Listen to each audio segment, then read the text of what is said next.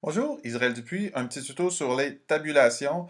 Alors, les tabulations, ça me permet, entre autres, de répartir l'espace dans les paragraphes si on veut avoir un gros espace entre une information et l'autre. Donc, ça permet d'aligner et de structurer le contenu. Je vous explique ici. Alors, par exemple, bon, j'ai mis des prix fictifs, là, ça coûte pas 13,75 un riz aux légumes au centre Rive. Ça vient avec le griot, qui est d'ailleurs excellent. Mais ces prix sont fictifs pour vous montrer l'exemple. Alors, donc, ici, ce que j'ai fait, c'est qu'en ce moment, il y a un espace. Alors, à ne pas faire, espace, espace, espace, espace, jusqu'à ce que j'arrive au bord, parce qu'évidemment, on ne veut pas avoir à faire ça, compter qu'il y a 15 espaces entre... Ça, c'est trop long. À ne pas faire non plus, faire plusieurs tabulations. La tabulation, là, ce que c'est la touche, je vais vous le montrer, c'est la touche qui est ici, la touche tabulation. Donc, à ne pas faire, faire plusieurs tabulations ici. On n'en a besoin que d'une seule tabulation. OK? Alors, déjà, ici, ce que je vois, c'est que je vais effacer mon espace, puis je vais le remplacer par une tabulation. Pour voir mon texte afficher les caractères masqués. Ça doit toujours être coché lorsqu'on fait du travail du raffinement typographique dans InDesign. Donc, j'ai ma tabulation qui est ici. Je vais aller dans ma fenêtre de texte et je vais sortir mon onglet Tabulation. Un onglet qui est super. Alors, ce que ça va me permettre de faire, je m'assure que je suis bien dans la phrase que je vais éditer. Je peux cliquer sur le petit aimant ici. Ce que ça va faire, le petit aimant, c'est que ça va venir magnétiser, si on veut, le bloc ici à mon bloc de texte que je suis en train d'éditer. Il y a une tabulation dans mon texte en ce moment. OK, c'est juste qu'elle n'est pas réglée. Pour régler, ce que je fais, c'est que je clique dans cette barre-là, et là, voyez-vous, je tire comme ça. On appelle ça le petit taquet, voyez-vous? Et donc, la fin ici, c'est la fin de la phrase, parce qu'évidemment, au-delà de ça, je tombe sur la phrase suivante. Donc, je vais venir régler l'espace, par exemple ici, tiens, je vais l'amener ici. Après ça, ce taquet-là, donc vous voyez que je n'ai pas besoin de plusieurs taquets, je n'ai pas besoin de plusieurs espaces. Comment ça fonctionne? C'est taquet-là.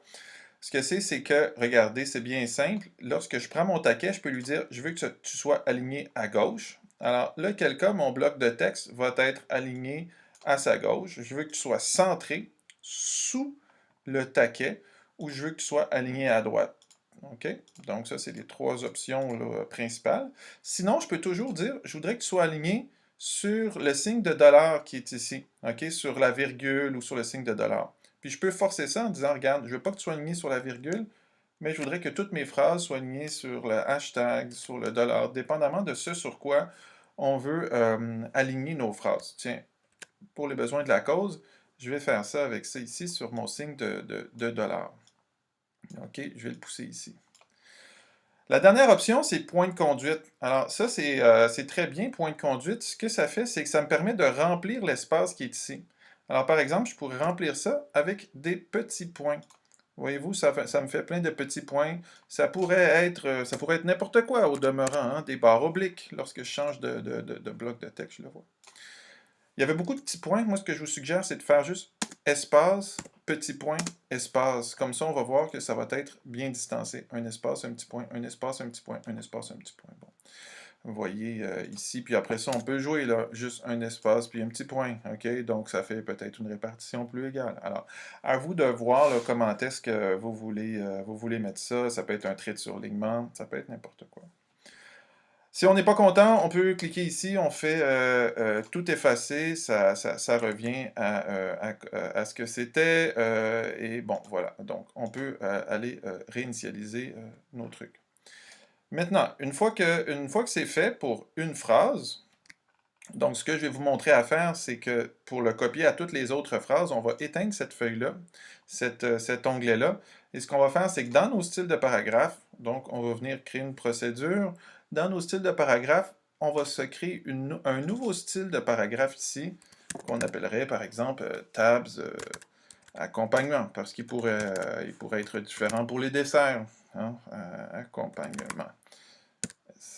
Et là, qu'est-ce que je vois dans mes tabulations? Bien, je vois qu'il est venu appliquer exactement les mêmes paramètres qui étaient dans mon petit ruban parce que j'avais donc mon curseur dans cette phrase-là au moment où j'ai créé la style de paragraphe. Je pèse sur OK et là, j'ai juste à appliquer ça aux phrases que je veux. Et là, ça va s'appliquer.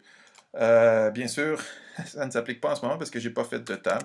Donc, tab, je fais une tab et automatiquement, ma tabulation, donc je remplace mon espace par une tabulation, puis automatiquement, dès qu'il y a une tabulation, il prend les attributs qui sont dans ma feuille de style, donc dans mon style tabs accompagnement ici, et tout est aligné par le dollar. Ah, voilà, c'est bien droit, c'est bien beau, tout est aligné, ça va bien.